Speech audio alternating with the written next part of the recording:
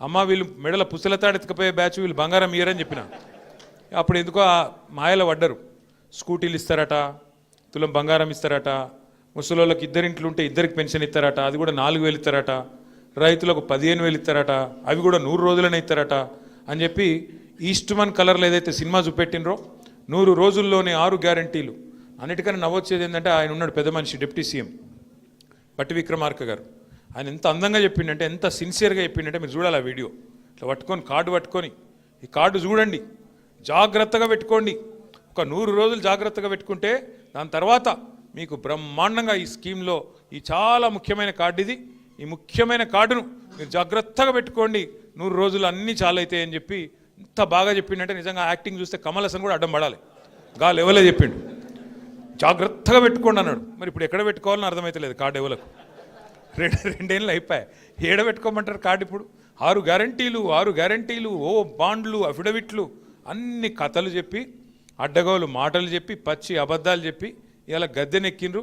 గద్దెనెక్కినాక నడపస్తలేదు, ఏం చేయాలనో అర్థమవుతలేదు. వాళ్ళకి తెలిసింది ఒకటి, పదవులు కాపాడుకోవడానికి కాంగ్రెస్ వాళ్ళకి తెలిసింది ఏంటంటే ఢిల్లీకి సంచులు మోస్తారు అంతే. ఇక్కడున్న వాళ్ళకి ఏమి ఇయ్యరు, తెలంగాణ ప్రజలకు మన్ను కూడా ఇయ్యరు. కానీ ఢిల్లీకి మాత్రం ముఖ్యమంత్రి గారు 62 సార్లు వేయండు. ఇప్పటికీ 62 సార్లు ఎందుకు పోతాడు? మన కోసమో రాష్ట్రం కోసమో కాదు, పోయేది కేవలం సంచులు మోసుకపోవాలి, జీ హుజూర్ అనాలే, సల్యూట్ కొట్టాలి, నా పోస్టు జర దండం పెడతా, ఇంకో 4 రోజులు ఉంచు, నీకింత నాకింత అని మాట్లాడుకోవాలి, ఆడ మూట పెట్టాలి, దండం పెట్టాలి, రావాలి అమ్మాయి అనుకుంటా. ఇది ముందే చెప్పినాం. ఇది కూడా మనం ఢిల్లీ పార్టీలకు మన జుట్టిస్తే తెలంగాణ ఆగమవుతుంది, మన జుట్టు అలా చేతులు పెడితే తెలంగాణ ఆగమవుతుంది. కాంగ్రెస్ వాడైనా బీజేపీ అయినా, ఒకటి సంచులు మోసేటోడు, ఇంకోటి చెప్పులు మోసేటోడు, పెద్ద తేడా ఏం లేదు. ఒకళ్ళేమో సంచులు మోసే పార్టీ, ఇంకోటేమో చెప్పులు మోసే పార్టీ. అమిత్ షా రాగానే చెప్పులు ఎక్కడిపుతారా అని తిరుగుతున్నాడు ఒక ఆయన వెనక. ఎవరో మీకు ఎరికన్నా నేను చెప్పా, ఎరికే కదా, ఎరిక కాకపోతే మరి సుమన్కి చెప్పి వీడియో పంపిస్తాం మీకు చూసుకోరు.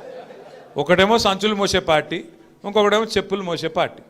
ఇంకా ఎంత అందంగా చెప్తారంటే కాంగ్రెస్ వాళ్ళు ఎలక్షన్ల ముంగట గ్యారంటీల గురించి చెప్తుంటే, స్కీముల గురించి చెప్తుంటే మనోళ్ళు అసలు ఎక్కడోళ్ళు అక్కడ మైమరిచిపోయినరు. బాబా ఎంత అందంగా చెప్తున్నారు. ఇన్ని వస్తాయా, విద్యా భరోసా కార్డు ఇస్తాం, మీ పిల్లగానికి ఇక ఫీజు రీయింబర్స్మెంట్ బాధనే లేదు, ఒక్కొక్కరికి 5 లక్షల కార్డు మీ చేతుల్లోనే ఉంటుంది, ఫీజు గురించి డోకలేదన్నారు. ఇలా ఫీజు రీయింబర్స్మెంటే 12,500 కోట్లు బాకీ పడ్డారు, కాలేజీలు మూతపడే పరిస్థితి వచ్చింది. ఈరోజు కథ అది, వాస్తవం ఇది. నా విజ్ఞప్తి దయచేసి మీ అందరితోని, సరే ఇంకా నాకు తెలుసు 3 ఏళ్ళు ఇంకా ప్రభుత్వం ఉన్నది, అలా ఆఖరి సంవత్సరం ఎలక్షన్ అనుకోండి, ఉన్నది 2 ఏళ్ళే. మరి ఇలా రాజిరెడ్డి గారు వారితో పాటు మీరందరూ కూడా నిర్ణయం తీసుకున్నారు, ఇక ఈ కాంగ్రెస్ పార్టీతో అయ్యేది లేదు, పోయేది లేదు, ఊదు గాలది పీరి లేవది, వీళ్ళని నమ్ముకుంటే కుక్కతోక పట్టుకొని గోదావరి ఇదినట్టే, సప్పుడేక మళ్ళీ కేసీఆర్తో పోదామని చెప్పి మీరందరూ వచ్చినారు. మీ అందరికీ స్వాగతం, సుస్వాగతం. అయితే ఒక్క ముఖ్యమైన మాట, మీరు కోల్ బెల్ట్ నుంచి వచ్చిండ్రు, కోల్ బెల్ట్ నుంచి వచ్చిన మీకు ఈ విషయం ముఖ్యంగా చెప్పాలి. కాంగ్రెస్ వాళ్ళు ఎలక్షన్ల ముందేమో స్కీములు అన్నారు, ఇలా చేస్తున్నది మాత్రం మొత్తం స్కాములే. ఆ స్కామ్లో నిన్న పెద్ద స్కామ్ బయటపడ్డది, మీరు చూసే ఉంటారు. సింగరేణిలో ఇదివరకెన్నడూ లేనంత పెద్ద ఎత్తున దోపిడీ జరుగుతూ ఉన్నది. కేసీఆర్ గారు ఉన్నప్పుడు సింగరేణిని లాభాల బాట పట్టించి, నష్టాల నుంచి గట్టెక్కించి, కార్మికులను కడుపులో పెట్టుకొని, కార్మికులకు 10 హామీలు ఇస్తే 9 హామీలు నిలబెట్టుకున్నాం. 90% మనం వారికి పూర్తి చేసి కార్మికుల కడుపు నింపే ప్రయత్నం మనం చేసినాం. కానీ వీళ్ళేం చేస్తున్నారండి, సింగరేణిలో కొత్త నిబంధనలు. గతంలో మన ప్రభుత్వం ఉన్నప్పుడు 9.5 ఏళ్ళు సింగరేణిలో ఏదైనా టెండర్ వస్తే ఎవరన్నా రావచ్చు, ఎక్కడి నుంచి, దేశంలో ఎక్కడి నుంచైనా రావచ్చు, టెండర్ వేసుకోవచ్చు. అక్కడ కోట్ చేసిన అమౌంట్ ఏదైతే ఉంటుందో దానికంటే తక్కువకే పోయింది. 100 రూపాయలంటే 80 రూపాయలకే నేను చేస్తా అని చెప్పి పోటీలు పడ్డారు. వచ్చిన వాళ్ళు పోటీలు పడి మైనస్ టెండర్లు వేసి ఆ రోజు పనిచేసిండ్రు. కానీ కాంగ్రెస్ రాగానే ఒక కొత్త నిబంధన పెట్టిండ్రు. ఏమని? సైట్ విజిట్ సర్టిఫికేట్ అట. అంటే ఏమిటిది? ఇప్పుడు నువ్వు ఉదాహరణకు నువ్వు చెన్నూరులో ఉన్నావు, ఇక్కడెక్కడో మహబూబ్ నగర్లో ఒక పని పడ్డది.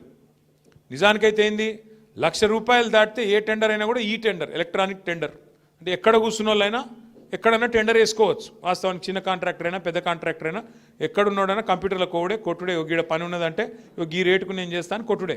కానీ సింగరేణిలో కాంగ్రెస్ రాగానే కొత్త నిబంధన పెట్టిండ్రు. ఏమని? నువ్వు మా దగ్గర బొగ్గుబాయిలో, మా చెన్నూరులో, మా మందమరిలో పనిచేయాలనుకో, నువ్వు రావాలి, మొదలు వచ్చి మమ్మల్ని కలవాలి, కలిసి సైట్ చూడాలి, చూసినట్టు నేను సర్టిఫికేట్ నీకు ఇవ్వాలి, ఇస్తేనే నువ్వు టెండర్లో పాల్గొనొచ్చు అని కాళ్ళల్లో కట్టబెట్టే స్కీమ్ పెట్టిర్రు. ఎందుకు పెట్టిర్రు ఇది? ఆయన వస్తాడు కదా, వచ్చినాడు రాగానే ఆయన పుట్టుమచ్చలు ఎక్కడున్నాయి, ఆయన పుట్టు పూర్వోత్తరాలు ఏంది, ఆయనది ఏ కులము, ఏం గోత్రము, ఎన్ని పైసలు ఉన్నాయి, మనకి ఎన్ని ఇస్తాడు, ఇవన్నీ రాసుకున్నారు.